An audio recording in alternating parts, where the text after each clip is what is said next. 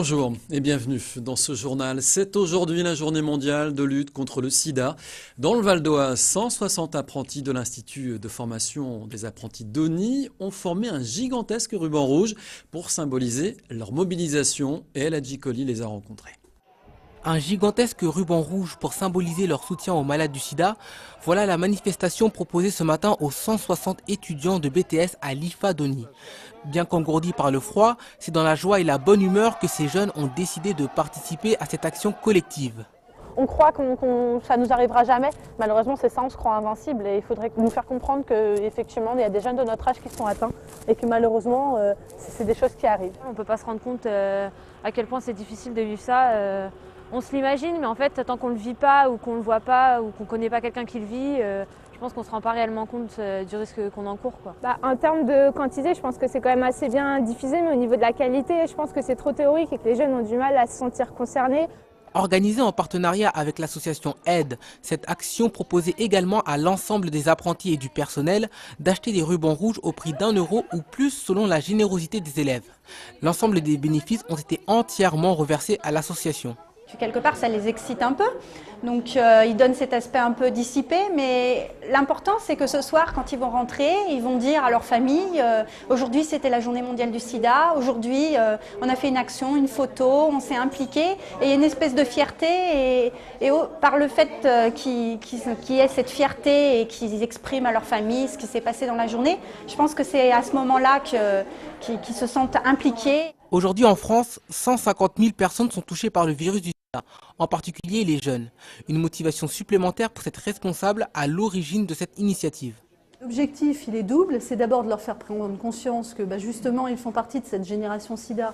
Donc il faut qu'ils se protègent et qu'ils vivent malheureusement avec ça. Et parallèlement donc à ce pins, nous distribuons des préservatifs tout le long de la journée. Et d'autre part, on souhaitait qu'ils s'impliquent, pas simplement qu'ils reçoivent une information et qu'ils restent assis sur une chaise. On voulait vraiment qu'ils soient acteurs dans cette journée. Des objectifs d'autant plus importants qu'aujourd'hui encore, 50 000 personnes vivent avec le sida sans le savoir. Quel transport pour le Val d'Oise dans le Grand Paris? C'est la question qui se pose dans le département depuis le lancement des débats. Le Val d'Oise apparaît comme le grand oublié et les élus n'entendent pas renoncer. À droite, par exemple, le député maire UMP de Sannois propose, carte à l'appui, un raccordement du département au projet de métro automatique. Brice Martinelli l'a rencontré. Cet homme a dans sa poche une proposition pour intégrer le Val d'Oise dans le Grand Paris. Yannick Paternotte, député maire UMP de Sannois, souhaite prolonger le futur métro automatique dans le département, le chaînon manquant comme il l'appelle. Il ne faudrait pas que le métro automatique, soit un plan d'aménagement des Hauts-de-Seine. D'ailleurs, il faut passer à Gennevilliers pour faire plaisir à un tel, passer à Nanterre pour un autre, à Bécon-les-Bruyères parce que les pauvres, ils n'ont pas encore de métro automatique. Le Grand Paris, pour moi, ça n'est pas ça. C'est une vision stratégique de la région capitale et où socialement, économiquement et de manière culturelle, tout le monde y trouve son compte. Aujourd'hui, le compte n'y est pas. Voilà en rouge le tracé de base du métro automatique proposé par la Société du Grand Paris. À partir du Bourget, la ligne dessert 23 gares comme Sevran, Clichy ou encore Chelles en grande couronne parisienne, Terminus, La Défense. Le maire de Sannois propose alors de prolonger le tracé par les gares d'Argenteuil, Sannois, Enghien-Soisy-Groslay et Gare-Sarcelles. La ligne rouge est une ligne qui se veut circulaire, interceptant grande couronne, sauf qu'elle passe partout, sauf dans le cadran nord-ouest. Donc ma proposition consiste à non pas faire un deux cul-de-sac, mais à boucler la boucle du métro automatique en reprenant tout le sud du Val d'Oise. Aujourd'hui, Yannick Paternotte compte sur les élus valdoisiens et la mobilisation de la population pour marquer des points lors du débat public sur le Grand Paris à Sannois, mardi prochain. Politique, en bref, avec le lancement à Sarcelles mardi soir du club DSK Val d'Oise. Pas plus de 25 personnes avaient fait le déplacement. Pas de quoi entamer cependant le moral des fondateurs du club DSK qui comptent ouvrir des antennes maintenant dans chaque ville du Val d'Oise, dans chaque quartier. Disent-ils, ils comptent aussi lancer des clubs DSK dans tous les départements français d'ici à l'ouverture des primaires au Parti Socialiste. Primaires ouvertes, je vous le rappelle. Nous reviendrons sur le sujet dans notre prochaine édition de jeudi. Vous trouverez d'ici là des infos sur notre site vonews.fr. Après Clarisse Abignenou, le Val d'Oise compte une nouvelle star montante des tatamis avec Percy Kounsa. À tout juste 24 ans, cet habitant de Vauréal, d'origine congolaise, a été sacré il y a un mois dans la catégorie des moins de 77 kilos, champion d'Europe de Jiu-Jitsu, un sport de combat à mi-chemin du judo et du karaté. Alors ce week-end, il est même revenu des championnats du monde de Saint-Pétersbourg avec la médaille de bronze. El Hadji Koli est allé à sa rencontre.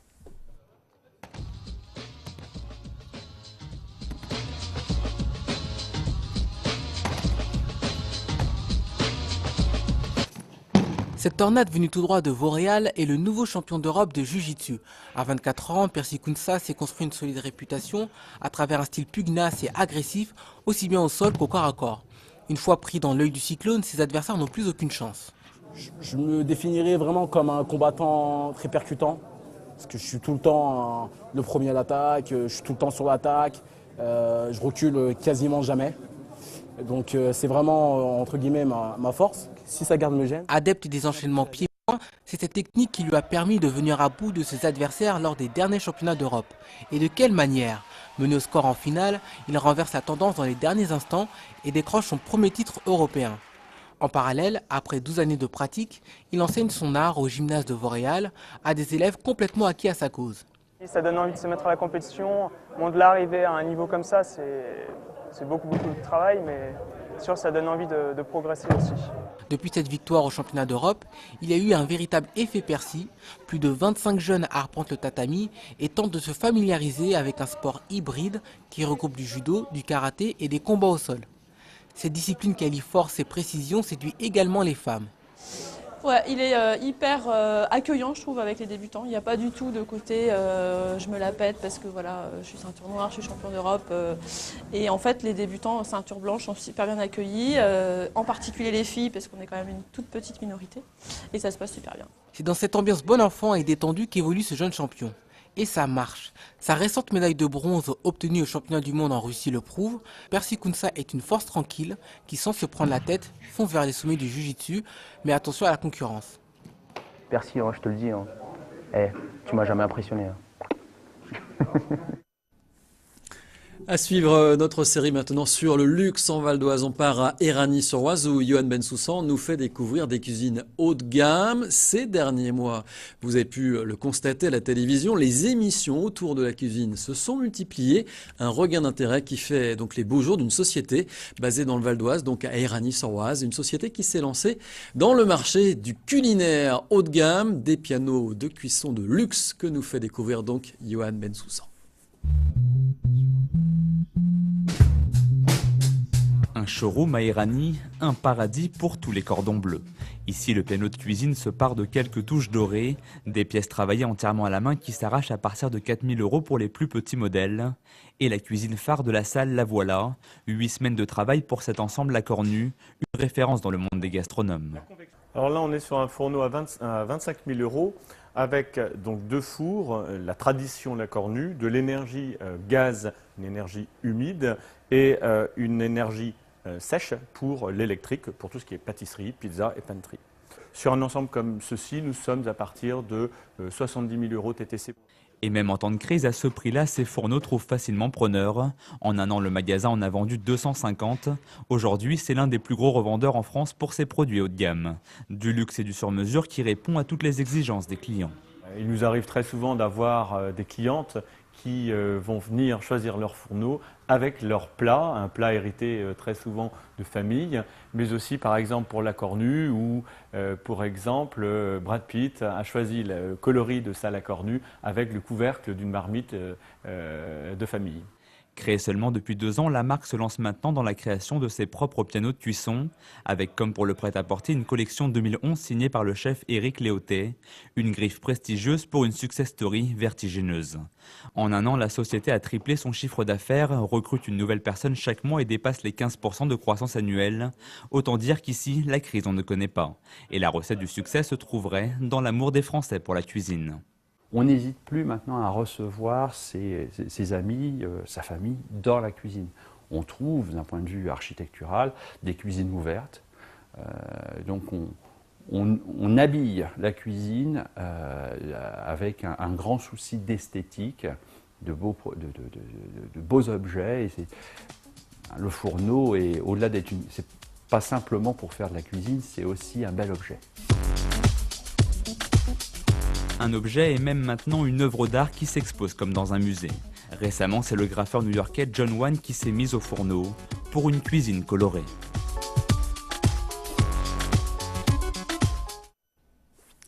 Voilà, ce journal est maintenant terminé. Merci de l'avoir suivi. On se retrouve bien sûr dès demain. D'ici là, l'info continue sur vonews.fr.